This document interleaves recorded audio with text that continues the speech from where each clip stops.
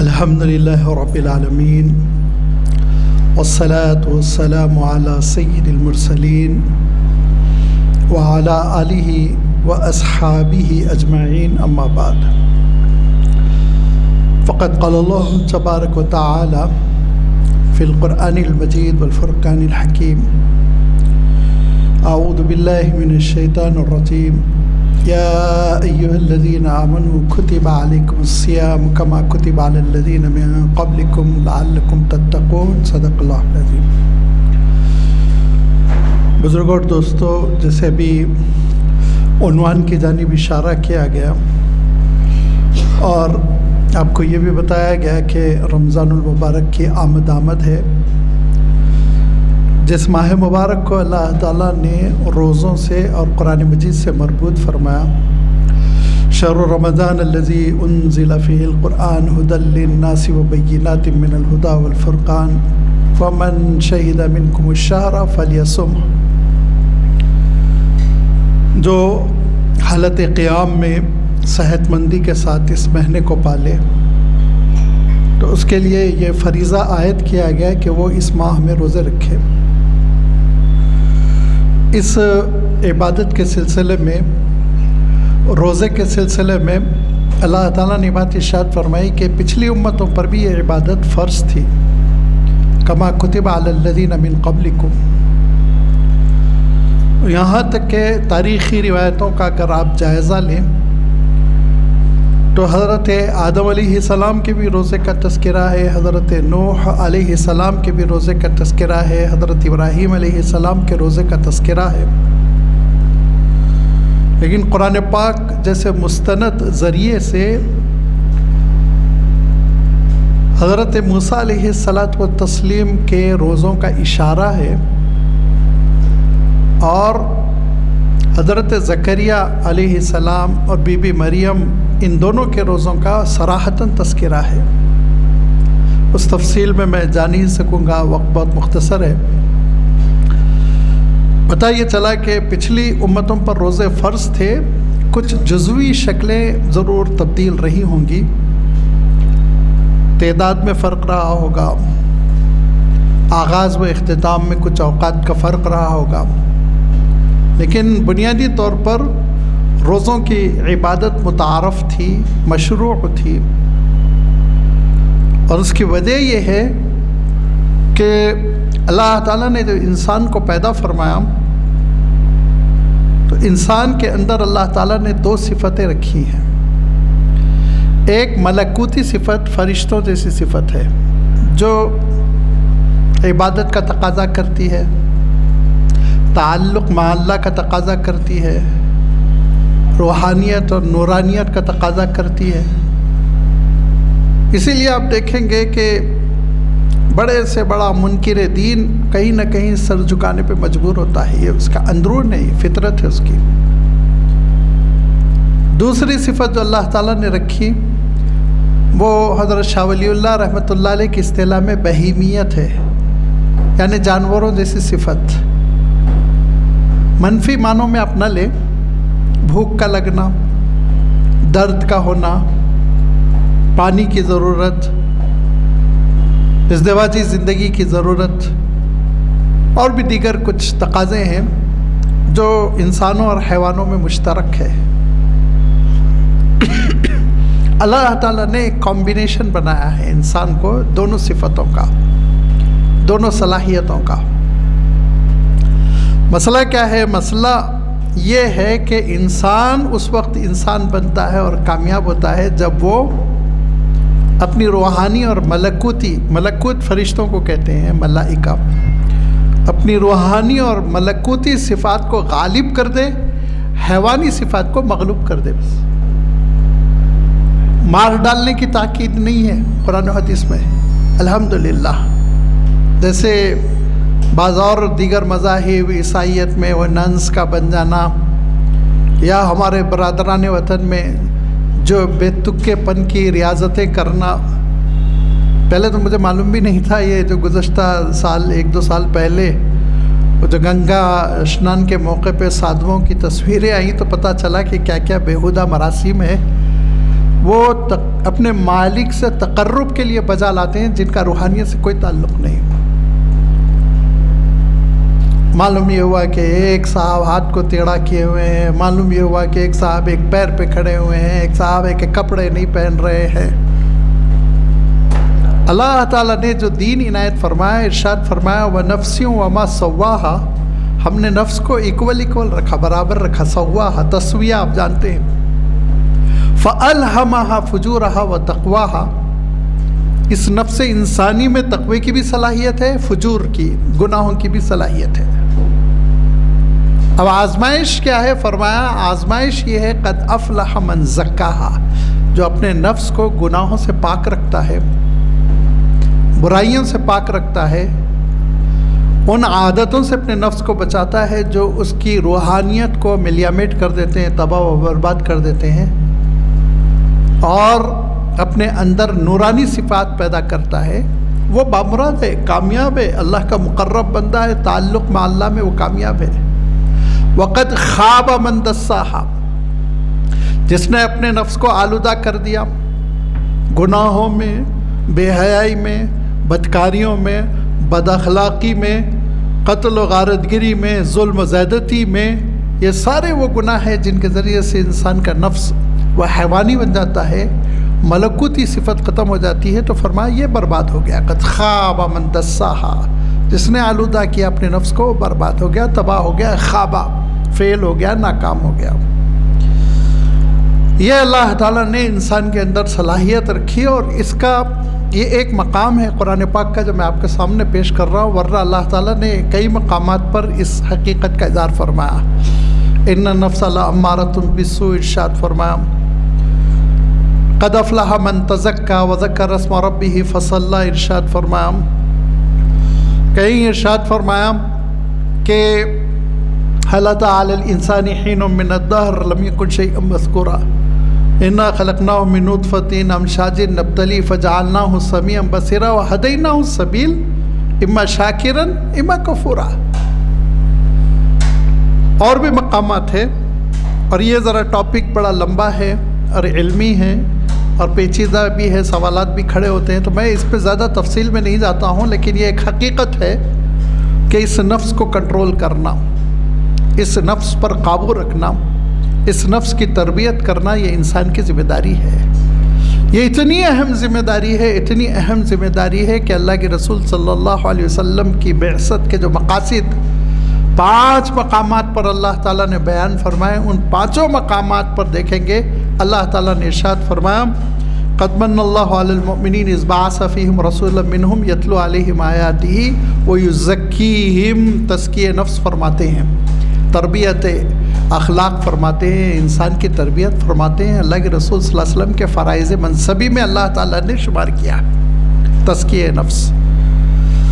یہ تزکیہ نفس اتنا اہم ہے، اتنا اہم ہے کہ جہاں فرائض نبوت میں اس کو شامل کیا گیا، وہیں اللہ تعالیٰ نے انسانوں کو خطاب کر کر بار بار اس بات کی تاکید کی کہ دیکھو اللہ تعالیٰ نے تم کو سنوارا ہے اور سدھارا ہے تم کو، اور ایک اچھی زندگی دی ہے، اور اس اچھی زندگی کی قدر کرو، نفس پر کنٹرول کرو۔ اگر نفس کو بے قابو چھوڑ دو گے، غلام بنا دو گے خواہشات کا، تو کیا ارشاد فرمایا فَأَمَّا مَنْ طَغَىٰ وَآثَرَ الْحَيَاةَ الدُّنْيَا فَإِنَّ الْجَحِيمَ هِيَ الْمَأْوَىٰ وَأَمَّا مَنْ خَافَ مَقَامَ رَبِّهِ وَنَهَى النَّفْسَ عَنِ الْهَوَىٰ، اپنے نفس کو جس نے خواہشات کا غلام نہیں بنایا۔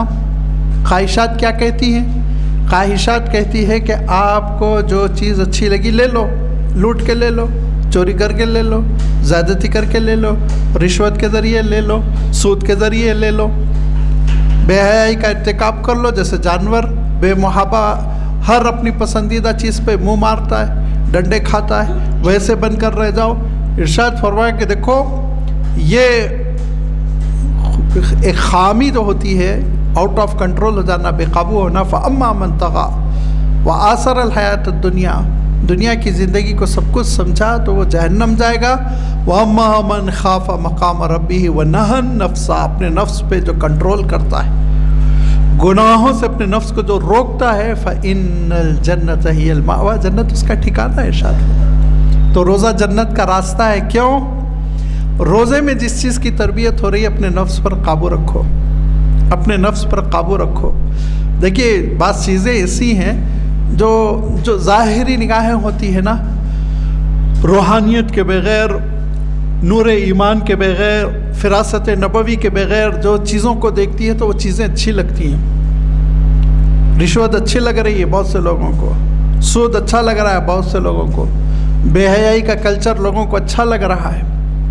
لیکن یاد رکھیے کہ اللہ تعالیٰ نے ان کو ناجائز قرار دیا ہے، اور ہماری تربیت یہ فرمائی کہ دیکھو جو چیز اللہ تعالیٰ جس پر روک لگا دے، ناجائز کر دے، اس کے قریب نہ پھٹکو. الحلال بین والحرام بین. ارشاد فرمایا کہ دیکھو کس طرح تم روزہ رکھتے ہو، صبح صادق سے لے کے غروب آفتاب تک پانی جیسی ضرورت کو ہاتھ نہیں لگاتے ہو. ہاتھ نہیں لگانے کے بعد پیتے نہیں ہو، ورنہ وضو تو کرتے ہیں ہم. پانی جیسی ضرورت ہے زندگی. الحمدللہ اب دھیرے دھیرے رمضان المبارک سردی میں ڈھل رہے ہیں، سردی میں آ رہے ہیں. لیکن آپ کو یاد ہوگا مئی کے روزے کیسے ہوتے تھے. بچے جو روزہ رکھتے تھے حلق میں کانٹے پڑ جاتے تھے، لیکن الحمدللہ صبر کرتے تھے، وہ ثابت قدم رہتے تھے. کیوں؟ اجر اللہ سے لینا ہے. کبھی کبھی جو سحر سنت ہے وہ مس ہو جاتی ہے، تھکن کی وجہ سے آنکھ نہیں کھلی، تو بغیر سحری کے روزہ، بھوک کی شدت، اور اب پھر انسان کام کرتا ہے، اکل حلال کے لیے جدوجہد کرتا رہتا ہے. دن بھر معلوم یہ ہوا پیٹ سے لگا ہوا ہے، لیکن ایک لقمہ نہیں لیتا انسان، ایک لقمہ نہیں لیتا. لقمہ تو لقمہ، کوئی تقویت کی دوا بھی نہیں لے گا، کیونکہ اللہ تعالیٰ نے روک دیا ہے نا. ازدواجی تعلق سے اللہ تعالیٰ نے روک دیا ہے، جن چیزوں سے اللہ تعالیٰ نے روک دیا ہے، غروب آفتاب تک. میرے ایک ساتھی کہنے لگے، وہ بہت ڈائبیٹک پیشنٹ تھے، بہت پرانے تھے، بہت بے قابو رہتی تھی ان کی شوگر. تو کہنے لگے عصر بعد مجھے ایسا محسوس ہوا کہ جیسے میں مر جاؤں گا. میری شوگر بہت تیزی سے لو ہونے لگی، اور مجھے ایسا لگا اب تھوڑی دیر میں غشی کھا کر بے ہوش ہو کر گر جاؤں گا. لیکن انہوں نے اتنی پیاری بات کہی، انہوں نے کہا میں اللہ کے دربار میں سجدے میں گر گیا، اور اللہ تعالیٰ سے میں نے دعا کی مولا میرے روزے کو بچا لیجئے، اے اللہ میرے روزے کو بچا لیجئے. یہ جذبہ کیا ہے؟ یہ ہے تقویٰ، نفس کی تربیت. جب ہم روزے میں حلال طیب چیزوں سے ہاتھ روک رہے ہیں، کیوں؟ مولا کا حکم ہے، تو روزہ ہم کو اس بات کا عادی بنا رہا ہے کہ اللہ کا جو حکم ہے اس کو تم پامال نہ کرو، اطاعت کرو، فرما برداری کرو. جن چیزوں کو اللہ تعالیٰ نے، اللہ کے رسول صلی اللہ علیہ وسلم نے حرام ڈکلیئر کیا، اس کے قریب نہ پھٹکو، قریب نہ جاؤ. آنکھوں پہ کنٹرول کرو، زبان پر کنٹرول کرو، کھانے پینے میں احتیاط کرو. یہ ہے تزکیہ نفس کا وہ پہلو جو ہم کو روزے سے حاصل ہوتا ہے، اور یہی وہ تزکیہ نفس کی اہمیت ہے جس کی وجہ سے اللہ تعالیٰ نے پچھلی امتوں پر بھی روزے رکھے تھے کہ نفس مزکہ ہو جائے، مجلہ ہو جائے، انسان نورانی ہو جائے، فرشتوں طرح ہو جائے، فرشتوں جیسی صفت اس کے اندر بیدار ہو جائے. لہذا اللہ تعالیٰ ارشاد فرماتا ہے کہ دیکھو تم پر روزے فرض کیے گئے جس طرح پچھلی امتوں پر کیے گئے تھے، لعلکم تتقون، تاکہ تمہارے اندر تقویٰ پیدا ہو جائے. تقویٰ کیا ہے؟ تقویٰ نفس پر کنٹرول کا نام ہے. مکروہ و ناجائز چیزوں کے قریب نہ پھٹکنا، یہ تقویٰ. جب یہ ملکہ انسان کو مل جائے گا تو اس کا نفس جو ہے بڑا صاف ستھرا پاکیزہ اور نکھرا ہوا ہوگا، اللہ تعالیٰ کے پاس بہت مقبول رہے گا. ارشاد فرمایا کہ دیکھو یہ روزے اگر اللہ تعالیٰ چاہتا تو ہماری ثوابدید پہ چھوڑ دیتا، مہینے میں 3 رکھ لو، اس طرح سے انشاءاللہ 10 مہینوں میں 30 ہو جائیں گے. اگرچہ سنت ہے، دیکھیے ایام 20 کے 3 روزے، بہت سے مفسرین نے لکھا یہ ایام 20 کے 3 روزے یہ ہجرت سے پہلے تینوں فرض تھے. کا ہجرت سے پہلے یہی 3 روزے فرض تھے، تو سال میں 30 تو ہو ہی گئے نا. ہجرت کے بعد 18 مہینوں کے بعد اللہ تعالیٰ کا حکم آیا، شہر رمضان الذی انزل فیہ القرآن ھدی للناس وبینات من الھدی والفرقان فمن شہد منکم الشہر فلیصم. یہ دوسرا سال تھا ہجرت کا جس میں پورے ماہ رمضان المبارک کے روزے فرض کر دیے گئے. کیوں؟ اجتماعیت بھی پیدا ہو جائے، روحانیت بھی پیدا ہو جائے. دیکھیے موسموں کا بہت اثر ہوتا ہے. انسان بہت ترقی کر گیا ہے لیکن آپ کھیتی کرنے والوں سے پوچھئے کہ وہ برسات کے موسم میں جو کھیتی کر لیتے ہیں، بیج ڈال دیتے ہیں، اور اس زمانے میں جو حل ول چلا لیتے ہیں تو جو غلہ آتا ہے یا فصل آتی ہے لہلہاتی ہوئی، وہ دوسرے مہینوں میں بورنگ کے پانی سے وہ بات نہیں ہوتی، وہ بات نہیں ہوتی۔ تو موسموں کا بڑا اثر۔ اب یہ رمضان المبارک موسم بہار ہے روحانیت کے اعتبار سے، یہ موسم بہار ہے ایمان کے اعتبار سے۔ سارے مومنوں میں ایک مقابلہ ہو رہا ہے نیکیوں کا، کہ کوئی قیام اللیل کر رہا ہے، کسی کا دن بھر وہ انفاق کر رہا ہے، کوئی تربیت کا کام کر رہا ہے، کوئی دعوت کی خدمت، کوئی تزکیہ نفس، کوئی اور بہت ساری مجاہدے جو کرتا چلا جا رہا ہے۔ تو یہ گویا ایک موسم ہے، اللہ تعالیٰ نے روحانی موسم مقرر کر دیا ہے۔ اور پھر جیسے میں نے ابھی عرض کیا کہ اگر آپ برسات میں کسی درخت کو بو دیں گے، کسی بیج کو لگا دیں گے، تو جو درخت پھلے گا پھولے گا اور جو ترقی کرے گا نا، وہ غیر رمضان میں نہیں ہوگا، ہو جائے گا، مشکل سے ہوگا، وہ پھل نہیں آئے گا، وہ اوریجنلٹی نہیں آئے گی۔ تو رمضان میں جو آپ عبادت کریں گے، وہ جو ثواب لائے گی، جزا لائے گی، اجر لائے گی، وہ غیر رمضان میں وہ بات نہیں آتی۔ اسی لیے تو اللہ کے رسول نے فرمایا نا کہ 70 گنا اجر بڑھا دیا جاتا ہے، نفل فرض کی طرح، فرض کا 70 گنا اجر۔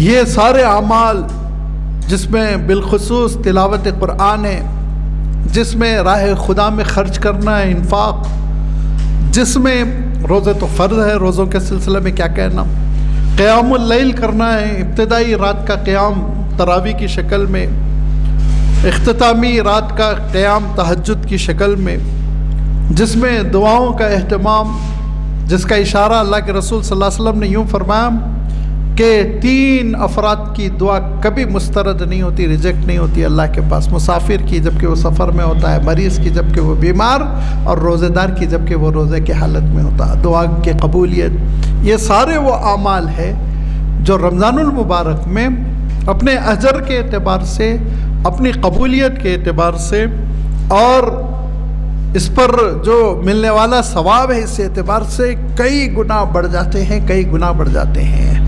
کیوں؟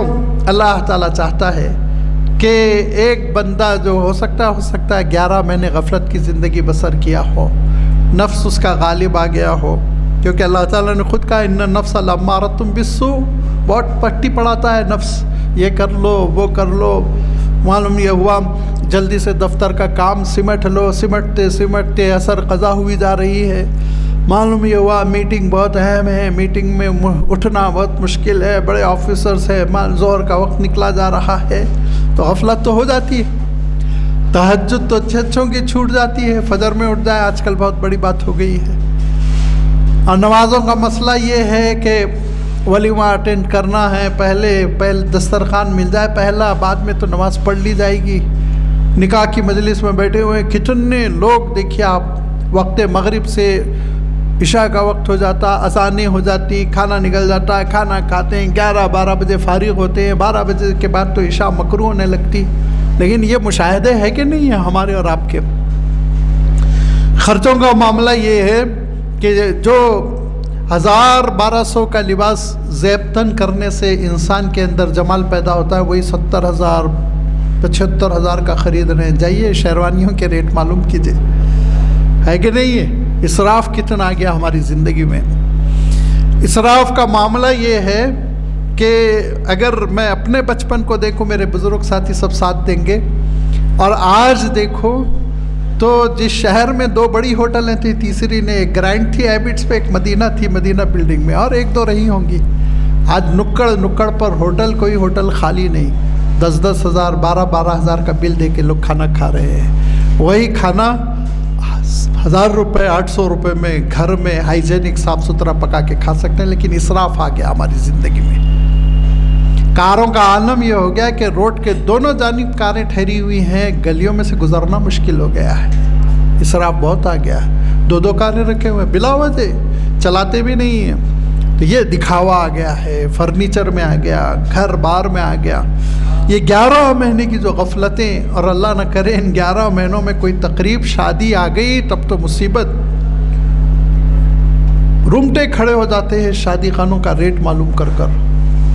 میرے بہت معتبر ساتھی نے انہوں نے بتایا کہ فلاں کی شادی ہوئی تھی، مولانا آپ کو شادی خانے کا ریٹ معلوم ہے؟ میں نے کہا نہیں. کہا 40 لاکھ روپے.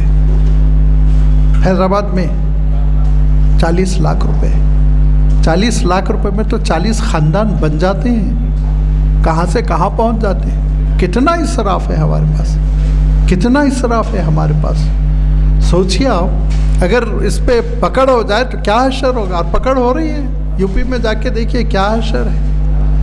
بنارس میں 400 گھر بلڈوزر چلا دیے گئے روڈ چوڑی کرنے کے لیے، جس میں تقریباً 70% گھر ہمارے تھے، مسلمانوں کے تھے، پرانے.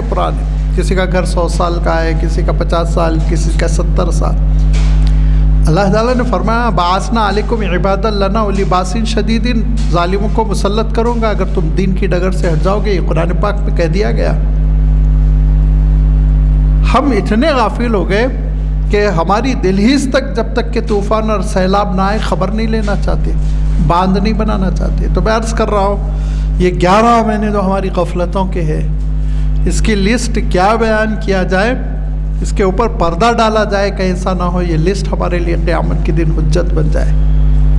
بس اجمالی طور پر یہی آپ کی خدمت میں ہے کہ 11 مہینے ہمارے غفلت کے گزرتے ہیں. تو فرمایا اللہ کے رسول صلی اللہ علیہ وسلم نے کہ رحمان کو تم پر رحم آتا ہے، اور ہر رمضان کے ہر دن ہر رات اعلان ہوتا ہے یا باغی الخیر اقبل، اے نیکی کے چاہنے والے آگے بڑھ جا، نیکی کر لا. یا باغی الشر اقصر، اے گناہ کو چاہنے والے، گناہ کے محبت کرنے والے، اس میں کوتاہی کر، رک جا، ٹھٹک جا، گناہ کی طرف نہ بڑھ. یہ کیا ہے؟ اللہ تعالیٰ کی آخری درجے کی رحمتیں ہیں، جو رحمتیں ہم کو اپنے آغوش میں لینا چاہتی ہے. اس کے بعد بھی جو رمضان المبارک کی ناقدری کرے تو پھر اللہ کے رسول صلی اللہ علیہ وسلم کی دعا حق بجانب ہے. جو آپ نے ممبر پر کھڑے ہو کے آمین کہا تھا، لوگوں نے پوچھا کیوں آمین کہا؟ حضرت جبرائیل نے کہا جو رمضان المبارک کو پالے اور اپنی مغفرت کا سامان نہ کرے ہلاک ہو جائے. میں نے آمین کہا اس پر. تو یہ اللہ تعالیٰ کا ایک تحفہ ہے، یہ اللہ تعالیٰ کی ایک بڑی نعمت ہے. اس نعمت کے ہم قدر کریں، اپنے نفس کی تربیت کریں، اپنے آپ پر قابو رکھنا سیکھیں. اگر صاحب عزیمت بننا ہو، دنیا میں بڑا کارنامہ کوئی انجام دینا ہو، ترقی کرنا ہو تو اپنے نفس پر قابو کرنا پڑتا ہے. شہوتوں کے پیچھے، خواہشات کے پیچھے دیوانے ہونے کی ضرورت نہیں رہتی. لہذا ارشاد فرمایا کہ دیکھو اپنے نفس کی تربیت کرو، اور روزوں کے ذریعے سے جیسے تم ان چیزوں سے رک جاتے ہو جو اگرچہ کہ فی نفسی ہی حلال ہے لیکن اللہ کا حکم ہوا تم رک گئے، تو پھر 11 مہینوں میں اس بات کی کوشش کرو جو حرام بین ہیں، جن کو اللہ نے، اس کے رسول نے حرام ڈکلیئر کر دیا، اس کے قریب نہ پھٹکو. تمہارا نفس قابو میں آ جائے گا، ترقی کرو گے. اور یہ الا من اتى اللہ بقلب سلیم، یہ سلامتی والا دل اور یہ چمکتا ہوا نفس لے کر اللہ کے دربار میں جب حاضر ہو جاؤ گے، قد افلح من تزکا، تو پھر کامیابی تمہارے قدم چومے گی. یہ وہ ایک حقیقت ہے جو ذہن میں رکھتے ہوئے ہم انشاءاللہ رمضان کا استقبال بھی کریں، روزوں کا اہتمام بھی کریں. اللہ تعالیٰ ہم سب کو عمل کی توفیق عنایت فرمائے. وآخر دعوانا ان الحمد للہ رب العالمین. اللہم لک الحمد کما ینبغی لجلال وجہک وعظیم سلطانک، والصلاة والسلام علی حبیبک ورسولک محمد آلہ وصحبہ. ربنا آتنا فی الدنیا حسنہ وفی الآخرۃ حسنہ وقنا عذاب النار. ربنا لا تزغ قلوبنا بعد إذ هديتنا وهب لنا من لدنك رحمة إنك أنت الوهاب. ربنا وآتنا ما وعدتنا على رسولك ولا تخزنا يوم القيامة إنك لا تخلف الميعاد. ربنا تقبل منا إنك أنت السميع العليم وارنا مناسكنا وتب علينا إنك أنت التواب الرحيم برحمتك يا أرحم الراحمين.